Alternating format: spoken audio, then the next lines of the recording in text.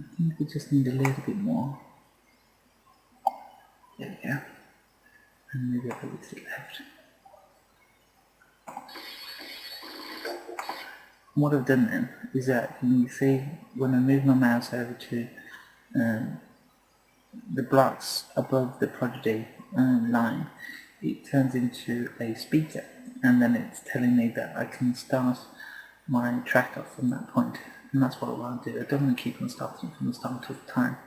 So left mouse button.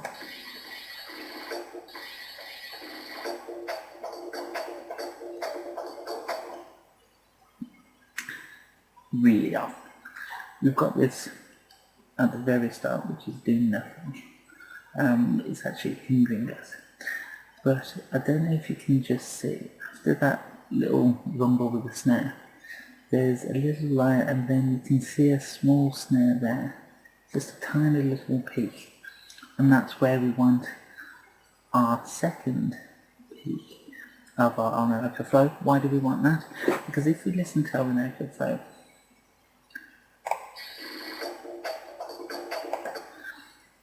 the string is actually acting like a drum, a snare. So what we need to do is make our snare match up with the Prodigy snare. Sounds hard? Well, it can be a bit tedious, but this is what we need to do. So I'll double click on Orinoco flow. There we go. And if we have a look at our waveform, there's a little grey arrow. And what that is telling us is that it's telling us where we can start from. Now, I want to start from a point where it's got none of that nothingness, but I want to start at the point where it's like a string hit. So what I do is go over to the little grey arrow, and our little cursor turns into a grey arrow. Press left mouse button down, and then if I go left and right, you can see in the Orinoco flow that goes left and right because it's starting from a point that we want. So I'll go over a little bit until it matches up. There we go. See what that sounds like.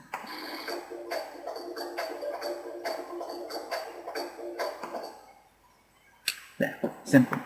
It's maybe not at the very start of Orinoco flow, but our track would sound silly if we just left it like that. So it's finding the string hit and finding the Prodigy Smack My Bitch Up snare and making them jump. And the only way that we can do that is actually getting the waveform magnified so that we can see where they both match up. So let's go back to the very start, and we'll follow this waveform through until it reaches Enya's pre-chorus and Enya's chorus, and see what happens with Prodigy's Smack My Bitch Up. To follow the waveform through, I'm going to press the little button over here. It's called follow, and it's 2 dots and a forward arrow. Press that, press play.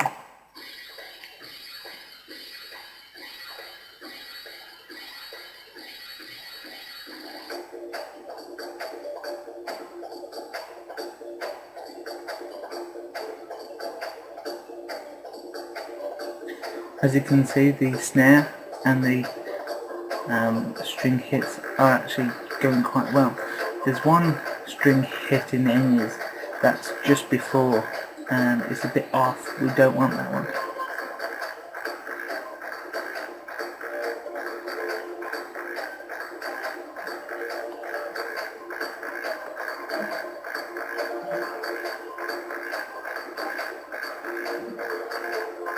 Coming up to it, and what happens?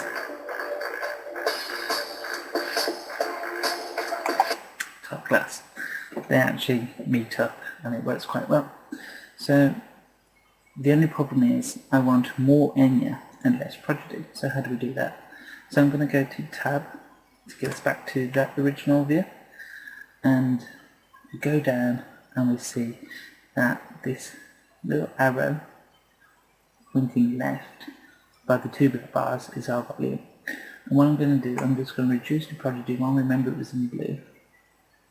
bring that down, and the A1, bring that up a little bit more. Press stop, press play.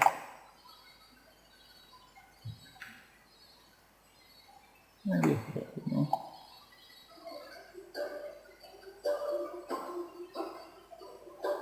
Fantastic.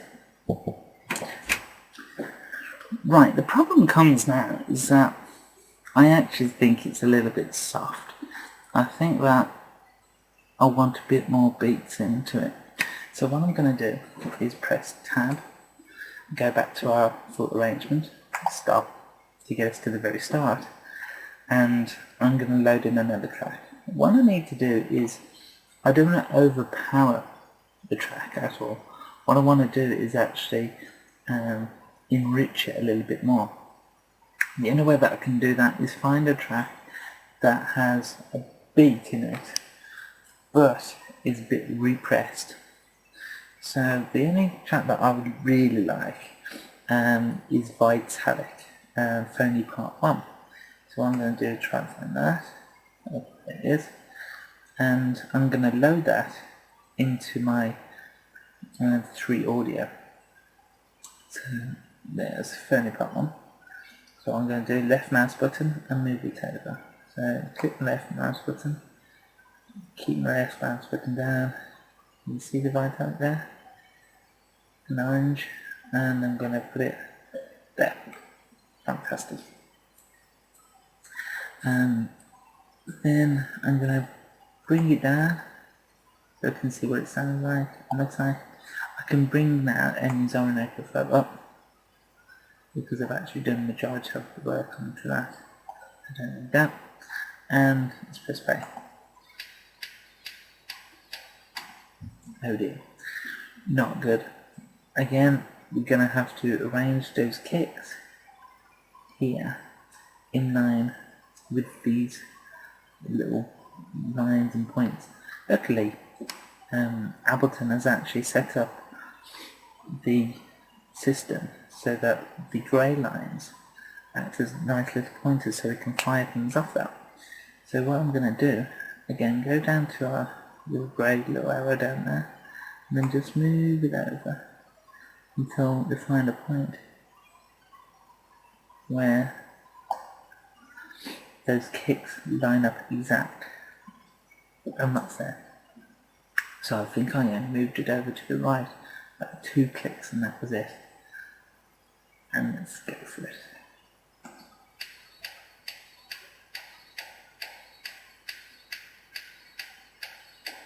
Follow.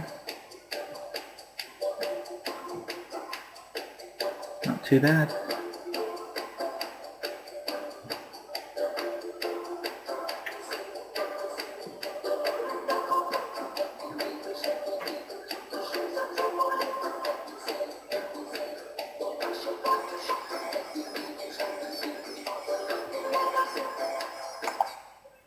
Problem. I've just found that Vitalic brings in a bit of a high-pitched computer noise. That's fine, but it doesn't really make any sense with Orinoco Flow and Prodigy My Picture. It's coming in at a cool time and it adds stuff to our track. So what I'm going to do, the Orinoco Flow, when she starts singing a little bit more, a second part of the verse comes in round about here. However, if we move the little grey bars, we come in here. So how do I do that? The only way to do that is